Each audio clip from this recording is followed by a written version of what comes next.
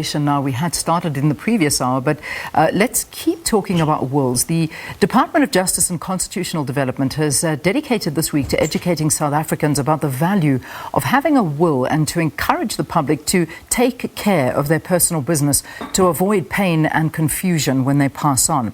So the aim is to ensure that individuals have clear instructions to safeguard their assets and guarantee that they will be distributed in accordance with their wishes in the eventuality of death. So National Wills Week Awareness Drive is its fourth year right now, and the department adopted this initiative in 2017 as part of the government's September Public Service Month program. Penelope Roberts is the acting chief director in the Coastal Operations Office of the Chief Master, and she's with us to talk about wills again. Thanks again for staying on, Penelope. There was a lot of questions we still needed in terms of drafting a will. Thanks again. Thank you. So I must say, there are still people talking to us on social media and asking, and let's just get this straight again. What constitutes a valid will? How do I go about something very, very simple? I mean, you know, some people can't afford lawyers, some people don't have access to the internet, so they want to find the simplest possible way of making a will for themselves. So I'm just following on from a question. Clarence saying, what makes the will valid? Simple question. It's not properly answered, yet they're appealing for people to make wills. So I think let's start there. It is an important question. Yes, and I agree. It's a very important question. A will has to be in writing in terms of our law, and any person above the age of 16 years of age, should they have assets, and should they also understand that they are entering into a legally drawn document to the effect that should they die, their assets will be dealt accordingly in terms of that will. So it has to be in writing. It must be signed by the person making out the will. It must be witnessed by two competent witnesses who must be present in the presence of each other, and as well as the person who is making the will. And if a person is to sign the will by means of a mark or a thumbprint, a commissioner of oaths must also be in presence, so that when there's any dispute arising out of the said will, those people who are present in the making of the will can attest in court in respect of any disputes that may arise out of it.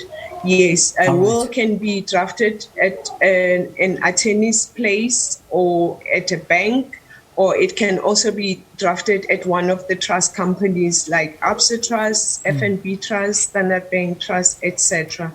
So, yeah, people think that it's an expensive way of making a will, that it's expensive, you have to pay costs and all those things. That's why this drive, that's why today it's the start of the National Wills Week campaign in line with the Public Service Month that the Department of Justice and Constitutional Development through the Office of the Chief Master, as well as the various master's offices in the country. We are making this drive in partnership with the Law Society of South Africa, Legal Aid South Africa, Women Legal Resources, Women in Dialogue, South African Women Lawyers Association, so that we can get South Africans to have wills drafted on their behalf free of charge from today until Friday, the 17th of September 2021. So that's an important point that I want to pick up on, because what I'm hearing from you, and this is good news, is that all of these organizations will help any interested person getting a will free of charge. How do we access them? What is the process of getting in touch with people that want to get their wills done free of charge? Okay, as I mentioned, the partnerships that we usually have annually when we are conducting this drive of this nature, members of the public can log on to the website of the Law Society of South Africa in terms of which attorneys are participating in this drive. So the whole of South Africa, in all of the provinces, attorneys are categorized in terms of the areas where members of the public can have easily access into it. And also the various offices of the Masters of the High Court will also have their own information help desk, so that when members of the public visit the offices of the Master of the High Court, they can also inquire from the offices as to which attorneys are participating in this trial. So this is the Law Society of South Africa. Is that the is the website lssa.org.za? Is that the website where people will find information? Yes, that's the one. Yeah. Okay, all right. So just to get that information out there, if you're looking for it, it's lssa.org.za. That's the Law Society of South Africa. Jump onto their website, and if you need some assistance, perhaps navigate through there, and you'll be able to find somebody that'll help you. I want to just speak a little bit about divorce, because that's one of the questions as well that's being raised by a lot of our viewers. I mean, one of the sad realities is a divorce possibility between couples. What should happen to an existing will if perhaps conditions have changed, and what happens if a former spouse dies without amending a will? Very important question, Leanne. It happens a lot of time when we see the practicality of the effects thereof when people don't actually amend their wills after divorce. We understand that divorce is an emotional situation that people go into. So the law says that the person must actually amend their wills within 3 months of the divorce. So if it should happen that the ex-spouse dies within the 3 months period, it would be taken as if that spouse had actually predeceased the survivor. So it would as if they were no longer alive. But then after 3 months, if the will was not amended after the divorce, the effect of that is that your ex-spouse will still inherit from the estate if you didn't amend your will within that 3-month period. Very important. Yes. And we do see that happening very, very often. It's a reality of a lot of people. One of the questions coming from viewers, which is quite an important one, how effective is a will when married in community of property? Yes, also very important. I mean, that's why we want to raise this thought-provoking, discussions that we need to talk about this reality, because what happens is that if you are married in community of property, you can only draft a will in respect of the half share of your assets in the estate. But you need to talk about this as a couple, because it can happen that, for example, your husband can nominate another person to inherit the half share of the estate without you knowing about it. And should they die, it would become, it would become as a shock to you to say, but then you have to share an estate with another person. It's very important, but you can only distribute half of what you own in terms of the marriage in community of property. Interesting. So, also what people may or may not know, that, winding up an estate can take years. And basically what happens is that, this actually is now in the hands of government, and they are essentially in control of all of your assets. If you don't have an executor of the will in place, is this what happens? That government basically is there waiting until everything is wound up, and this could take years? Actually, Leanne, the thing is, when a person dies, and if they didn't leave a will nominating an executor, unfortunately, the Master of the High Court, when an estate is reported to any of our offices, we have to ensure that there is an executor appointed in office. The role of the executor is to take control of the assets of the deceased, to pay the debts. Unfortunately, when you die, your debts must also be paid, and creditors can still lodge claims against the estate, so that they can be paid. Whatever remains things then must then be devolved in terms of the law. If you left a will in the absence of the will, in terms of the law of Interstate Succession Act.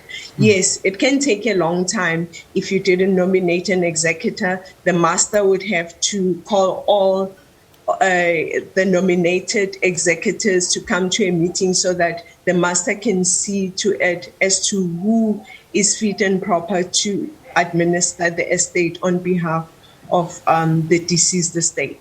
So it can lead to disputes amongst the next of kin members of the deceased, and it may take a long time for the estate to be administered in that regard. So that's why it's very important that, you know, we talk about freedom of testation today in terms of our constitution as we celebrate the 25th anniversary of our constitution, to say that you have a right to nominate who the executor of your estate will be to be administering your estate. All right, so let's start wrapping up the conversation. And, you know, I mean, everything we've said just makes it so important because, you know, the position that you leave your loved ones in, your children, just in general. I mean, if you pass with a lot of debt, you know, you leave nothing to people that have been there for your entire life, and it goes, as you have explained, into the state that, you know, chances are you probably won't see any of it. Now, you know, what is stopping people from drawing up wills? Is it just the view that this is a very somber act and, you know, I'm too young to even worry about that? Or, you know, just perhaps the politics around it in terms of a family? But it is your choice and you can do this. So, you know, I've just given a couple of reasons, but what do you find is the main reason why people don't get this in order? Well, it's various reasons, Lee, and one of the reasons could be that it's expensive. That's why every year, annually, we come together with our partnerships to say that, you know, for this whole week, the attorneys don't even have to go through your means, your financial means, whether you can afford an attorney or not. It's just free of charge. Other you know, reasons could be that it's taboo to talk about death, but unfortunately, we are also in the pandemic situation globally. We find ourselves, you know, losing our loved ones and all those things. So it's very important.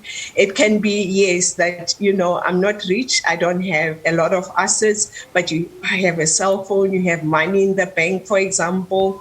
So you need to take care of those things. It can be also that, you know, yes, you're still young, but, you know, age doesn't mean anything. I mean, the law says from the age of 16 years of age, as long as you have assets and you understand if you want to draw up a will, to say that I understand the consequences, that, you know, I need to put my assets in order so that my loved ones can inherit and that I can leave a legacy behind should I happen to die.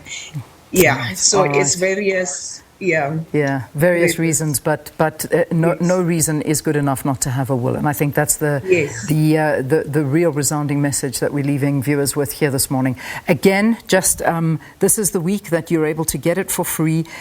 Draw up a will. Contact lssa.org.za. That's the Law Society of South Africa, and hopefully they'll be able to help you with their partners involved in this week. That you'll be able to do that. So thank you. Thanks so much for joining us here on the program and for staying on. I'm glad that the connection was much better this time. At least we got a lot more information through, and we'll keep this, of course, online so people can watch it whenever they like to. Thanks very, very, very much, Penelope. Thank you, Leanne. Much appreciated. It's a pleasure. Thank Penelope you. Roberts, of course, holds the position of Acting Chief Director in the Coastal Operations Office of the Chief Master. Get your will in place. It's important. It's really, really important. I think you've heard the reasons why there on the program. Right.